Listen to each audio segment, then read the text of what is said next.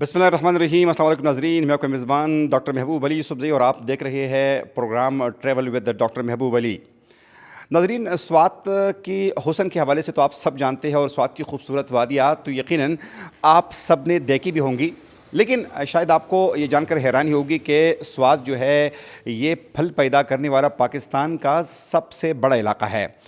اگر ہم اعداد و شمار کے حوالے سے بات کریں تو ہر سال سوات میں 1,70,000 ٹن فروٹ جو ہے وہ پیدا ہوتا ہے, جس میں املوک ہے, جس میں سیب ہے, جس میں ناشپاتی ہے, جس میں مختلف پھل جو ہے وہ شامل ہے. اور ہر سال یہاں سے یہ جو ہزاروں ٹن جو فروٹ ہے یہ ملکی اور غیر ملکی منڈیوں میں سپلائی بھی کیا جاتا ہے. لیکن بدقسمتی سے ماضی میں ہم نے دیکھا کہ سوات جو اتنے بڑے پیمانے پر یہ پھل پیدا کرتا ہے تو اکثر ہمارا یہ پھل جو ہے یہ مارکیٹ کو سپلائی کرنے سے پہلے ضائع ہو جاتا تھا. لیکن اب اس کا ایک حل نکال دیا گیا ہے. سوات کے علاقے مٹا سے تعلق رکھنے والے آصف نے ایک ایسا کارنامہ سر انجام دیا ہے کہ اب یہ پھل ضائع نہیں ہوگا. اس پھل کو ڈی ہائیڈریٹ کرنے کے لیے, اس کو خشک کرنے کے لیے انہوں نے باقاعدہ اقدامات اٹھائے ہیں. یہاں پر اپنے کارخانہ لگایا ہے. انیشلی وہ مینولی کام کیا کرتے تھے, لیکن اب انہوں نے باقاعدہ مشینیں منگوائی ہے. اور اب ہماری خوش قسمتی یہ ہوگی کہ سوات کا یہ پھل جو ہے یہ سال ہر سال نہ صرف سوات میں بلکہ پورے پاکستان میں دستیاب ہوگا.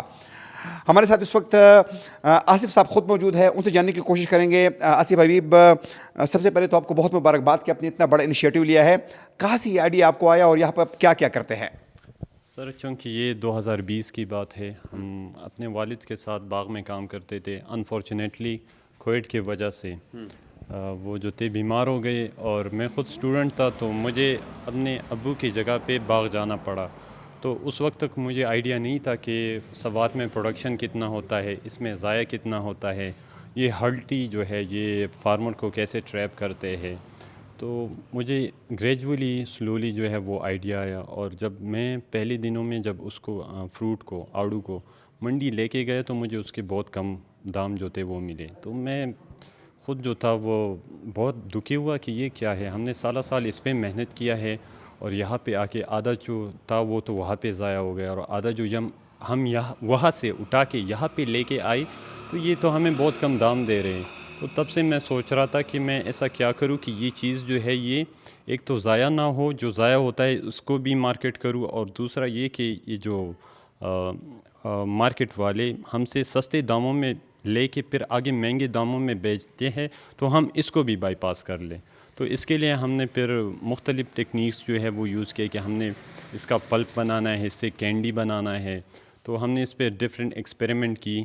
تو ہمیں سب سے موسٹ اکنامکس جو سلوشن ملا وہ ڈی ہائیڈریشن کا تھا, کیونکہ اس پہ بہت کم خرچہ آتا ہے, اور دوسرا اس کا جو شیلف لائف ہے. سوات کے فروٹس جو ہے اگر ہم آڑو کی بات کریں تو وہ پیریشیبل ہے نیچر میں, تو اس کی اپنی شیلف لائف جو ہے وہ 48 سے لے کے 72 گھنٹوں تک ہے. ایک دفعہ وہ تیار ہو جائے تو پھر 72 گھنٹوں میں آپ نے اس کو مارکیٹ کرنا ہی کرنا ہے. اگر آپ نے یہ نہیں کیا تو یہ ضائع ہو جائے گا, اور اس سے پھر بیماریاں اور مختلف چیزیں جو ہے وہ پھیلتے ہیں. تو جو آپ بات کر رہے ہیں کہ چاہے آڑو ہے چاہے ہمارا املوک ہے, آپ جب اس کو ڈی ہائیڈریٹ کرتے ہیں یا جو خشک کرتے ہیں تو پھر اس کی شیلف لائف میں کتنا اضافہ ہوتا ہے؟ چونکہ ہم نے 2021 میں اس پہ سٹارٹ کیا تھا, ہم نے پہلے ایکسپیریمنٹس کی تھی. تو ہماری جو پہلی ڈی ہائیڈریٹڈ پروڈکٹ تھے جو ہم نے سن ڈرائیڈ کیے تھے تو وہ ہم نے 2 سال یہاں پہ رکھے تھے تاکہ ہم اس کی ریزلٹ جو ہے وہ لے سکے. پہلے جو تھا یہ آڑو یہ 2-3 دن بعد جو تھا یہ خراب ہو جاتا تھا, لیکن ہمارے ساتھ 2 سال یہاں پہ پڑا تھا, اس کو کچھ بھی نہیں ہوا. 2 سال تک جو ہے وہ قابل استعمال رہا. ایگزیکٹلی 2 سال تک. تو پھر ہم نے سوچا کہ یہ اس کی شیلف لائف تو ہم کافی انکریز کر سکتے ہیں.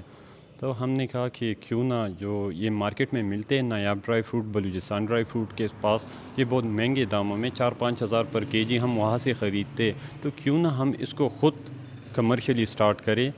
تو ہم نے اس کے بعد جو ہے یہ مشینیں منگوائی اور کمرشلی یہ کام شروع کیا. اچھا آصف صاحب, آپ سے یہ بھی جاننا چاہیں گے کہ یہ تو ہم پھلوں کی بات کر رہے ہیں, کیا پھلوں کے علاوہ جو سبزیاں ہیں ان کو بھی ڈی ہائیڈریٹ کیا جا سکتا ہے, ان کو بھی خشک کیا جا سکتا ہے؟ ایگزیکٹلی ہم اس سے ہر قسم کی جو پھل ہے وہ ہم اس سے خشک کر سکتے, لیکن ہم نے مارکیٹ اور کنڈیشنز کو دیکھنا ہے. اگر مارکیٹ رسپانس اچھا آتا ہے, اگر ہم ابھی سوات کے ٹماٹر کی بات کریں, یہ شموزوں کی جو ہے یہ سارے پاکستان تک اس کی سپلائی جاتے ہیں.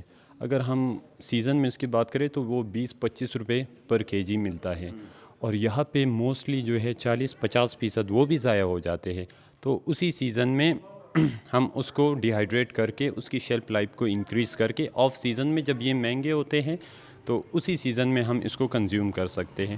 ہم کنزمپشن کے علاوہ اس کو مارکیٹ بھی کر سکتے ہیں، کیونکہ یہ جو میں لاسٹ ایئر فیصل آباد گیا تھا تو فیصل آباد میں نے وہاں پہ ڈیہائیڈریٹڈ ٹومیٹو دیکھے تھے. اس بندے نے مجھے 2200 پر کے جی کا کہا. تو میں نے اس کو کہا کہ سوات میں تو یہ فریش جو ہے یہ 70-80 کے ملتے ہیں، اور جب سیزن ہوتا ہے پیک پہ تو یہ 20-25 تک بھی آ جاتے ہیں. تو ہم نے سوچا کہ ہم کیوں نہ اس کو بھی ڈیہائیڈریٹ کریں. اور دوسری بات یہ کہ یہ پلوں کا سیزن جو ہے یہ 4-5 مہینے ہوتا ہے، اور ہم نے یہاں پہ امپلائمنٹ بھی دینی ہے، کام بھی کرنا ہے، پلوں کو بھی دیکھنا ہے، سبزیوں کو بھی دیکھنا ہے، کیونکہ ہمارے پاس ایگریکلچر لینڈ ہے، ہم خود فارمر فیملی سے بلانگ کرتے ہیں. تو ہمارے سارے خیالات جو تھے وہ آ کے اس فارمر پہ ہی ٹکتے تھے. تو آصف حبیب صاحب، یہ تو آپ نے بڑی اچھی بات کی کہ سال ہر سال اب یہ فروٹس مارکیٹ میں اویلیبل بھی ہوں گے، لیکن یہ ایک مشکل کام ہے. پہلے سے یہ تمام فروٹس کو درختوں سے اتارنا، پھر یہاں پہ لے کے آنا، پھر ان کا چھلکا اتارنا، پھر ان کو ڈی ہائیڈریٹ کرنا، ایک لمبا پروسیس ہے. تو یقیناً جو آپ یہ مشینیں آپ نے لگائی ہے تو پھر تو اس پر آپ کا کافی خرچہ بھی آتا ہوگا. جی بالکل، یہ بہت مشکل کام ہے لیکن یہ ضروری بھی ہے. کسی نہ کسی کو یہ انیشیٹو لینا تھا، تو وہ انیشیٹو میں کیوں نہیں لے سکتا، کیونکہ میں خود ان بندوں میں سے ایک ہوں جو ان سے سفر ہو چکے ہیں.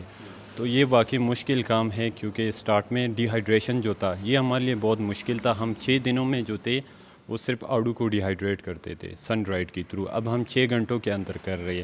تو وہ چیلنج جو ہے الحمدللہ ہم نے اس پہ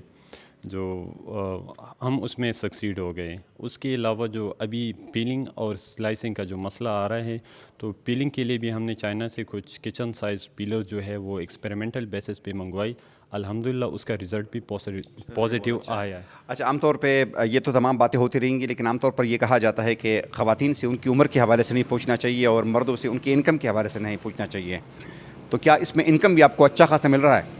جی الحمدللہ ابھی تو سٹارٹ ہے، لیکن جو رسپانس آ رہا ہے سٹارٹ میں تو الحمدللہ بہت اچھا ہے، اور مجھے امید ہے کہ آگے اس سے بھی زیادہ اچھا ہوگا. لیکن میں چونکہ یہ چاہتا ہوں کہ جیسے ہی میں اس کی ایکسپینشن کروں تو میں اپنے فارمرز جو کمیونٹی ہے اس کو فیسیلیٹیٹ کروں، اس کے لیے فردر کچھ کروں.